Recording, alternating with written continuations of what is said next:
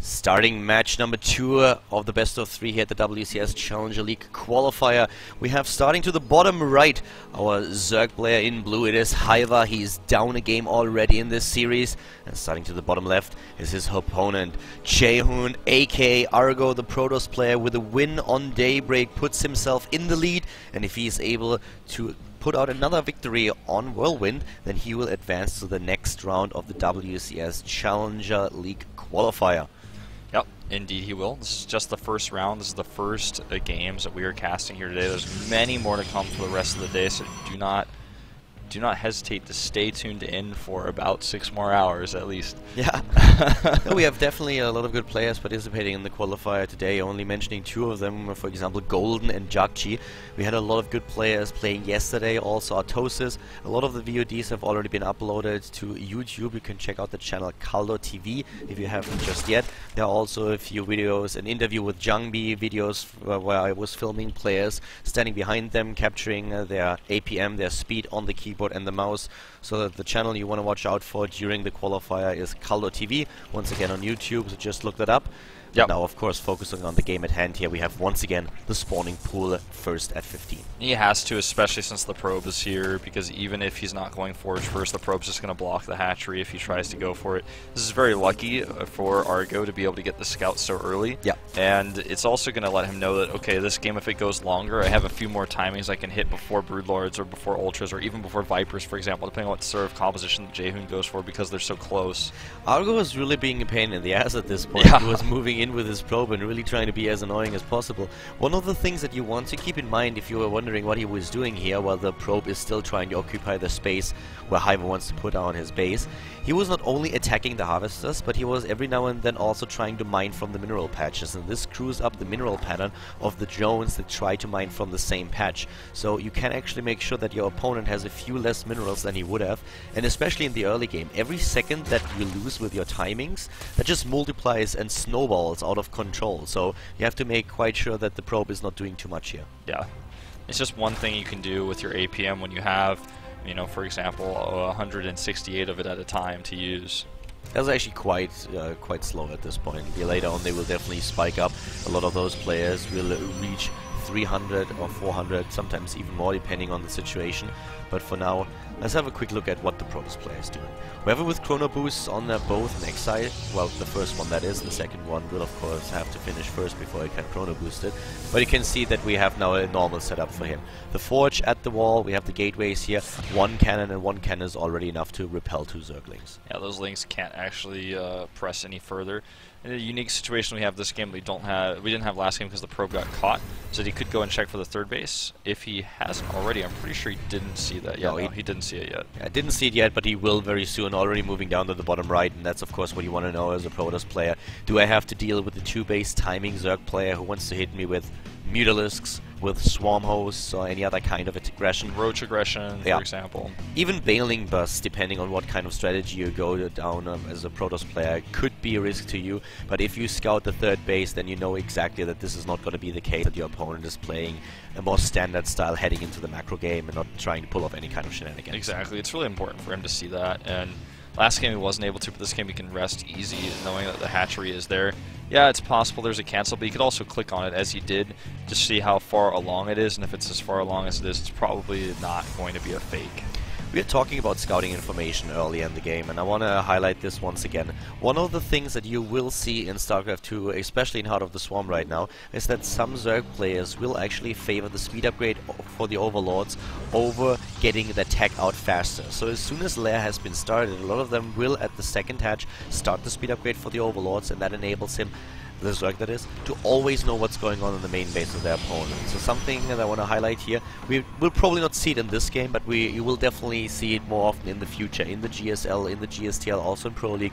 So keep that in mind, while Argo is now going into the same tech choice that he picked in game number 1 on Daybreak. He's going into a Stargate. Yeah, Stargate finishing up right now as we speak. The Overlord desperately trying to see that, and you know what, he just barely may. I don't think so though.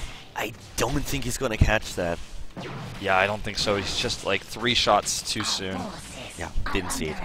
No chance of seeing it, so has no information here. At the front we have the first sentry now being ready. On the minimap you can really see that so many overlords are now trying to get into position or are already in position to scout incoming forces, incoming aggression. The third base is still being saturated for Hyvaa, and he is now heading into lair.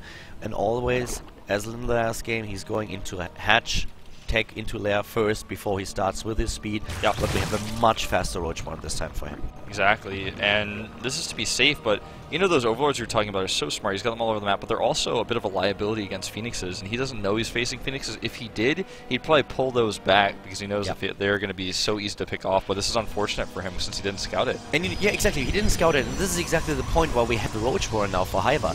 Hyvaa didn't build the roach warren the last time when he realized, well, you're going into phoenix play, you're going into a Stargate, but now he doesn't know exactly what is Argo going to do. Is Argo going to hit him with a gateway attack? He doesn't know, so he needs to get the roach warren out there. If he only relies on the Hydra den on lair tech, and then suddenly he's being hit by gateway timing, he needs roaches out, and the Hydras alone won't cut it because they're a little bit too slow, too late.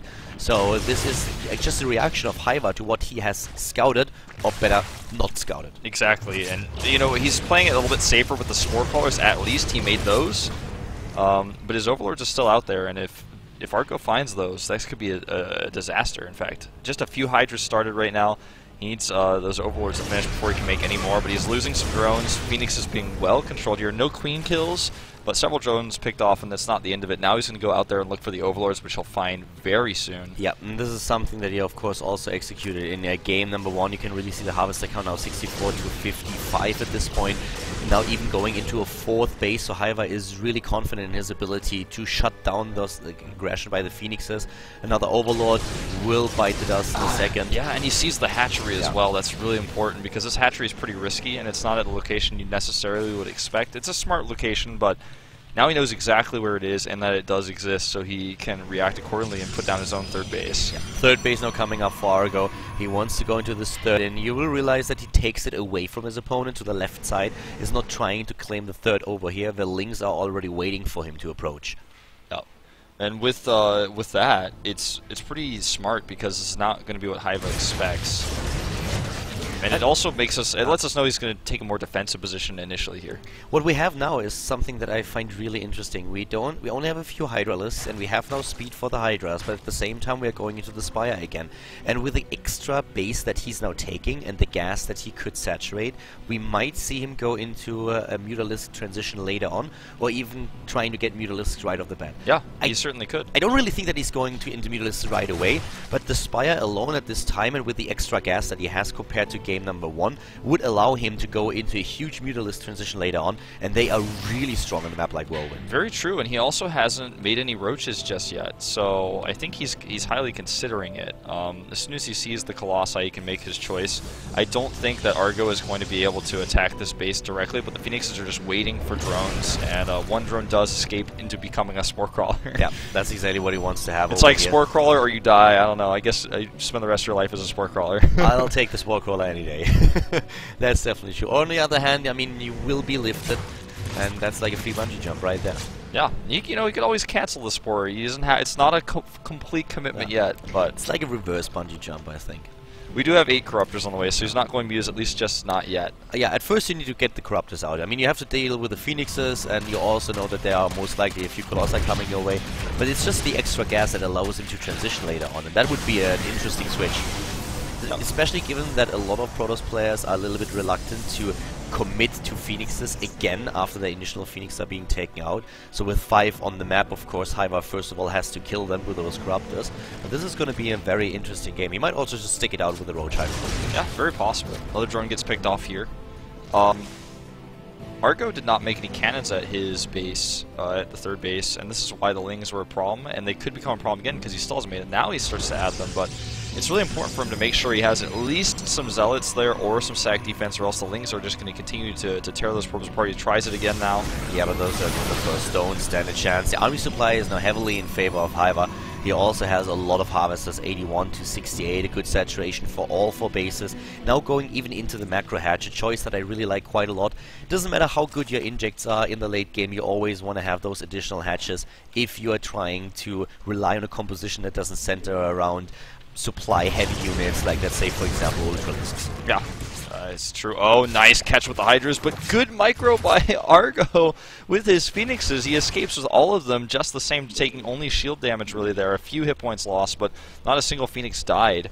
You can see that there's no production for Argo right now. He just used his last orbit round. He's chrono boosting desperately. Needs to add a few more gates. And he's trying to move out again. 200 supply already for Hyvaa. Argo is trying to approach here. The Corruptors closing the distance. This time they're supported by the ground units and immediately trying to pick off those Colossi. The force fields here working really well for him. The Colossi will fall, but they're doing their damage before they do. And really important, of course, for the Zerg players to focus those Colossi before taking out the Phoenixes. He's doing a really good job. The last Colossus is already down, but so are most of the units of Hyvaa. For him, the reinforcements are going to be the important part. Yeah, and so many of these Corruptors are being taken out, which means the next Colossi are going to be a big problem. Overseer is being taken out here as well. And, you know, if you look at army supply here, yeah, he's down in army supply because Hyvaa has so much resources banked up with that 4th base, and he had the larva, so he's basically remaxing instantly, something that Argo wasn't really able to do, and he has to rebuild his expensive Colossi now. And one thing that's really important is that as long as those Colossi are gone, Zerglings are suddenly so much more valuable to Hyvaa because they're not taken out by those Colossi, and they can always chase down Blink Stalkers. Really important here to note in this CDP. And for Hyvaa, this is getting a little bit tense. Here come those Zerglings that were just talking about closing the distance, and he has to stay and fight, and immediately the Roaches and the Hydralisks are coming in. Yeah, I don't know if he has enough Stalkers to really support this. Yes, he can blink back a few times, but once those Hydras really start to do their damage, when the Blink Stalkers are on cooldown, this is looking worse and worse for Argo. The Colossus comes in, but it's a bit too late, and this actually may be game-ending because he's lost his entire expensive army. He can't replace that. Everything is going down here for Argo. This doesn't look good, and there it is, the GG. As Hyvaa takes game number 2 and brings it to an ace game.